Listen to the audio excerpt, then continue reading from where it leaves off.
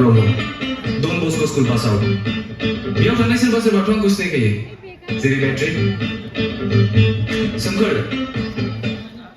दिनै कलेजनि first day जों बे कलेजाव फैगौ 3 बोसोरखौ ज' फरायगोन सानफ्रामबो लोगो मोनगोन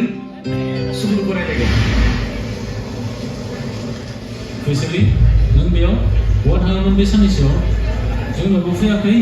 बाजाराव मैगंबो फाननो फैयाखै न'आव माबाफोर जादों नामा फैसालि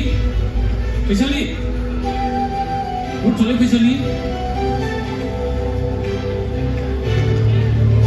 फैसालि फैसालि नों मानो आंखौ एसेबां एरा एरा खालामबाय थादों थारैनो मानो आंनि बुंनाय रावफोरा बेफोरखौ फोरमायनाय जादों बेवहाय रावबो आखाइ दिखांनायनि खोथा सानाखै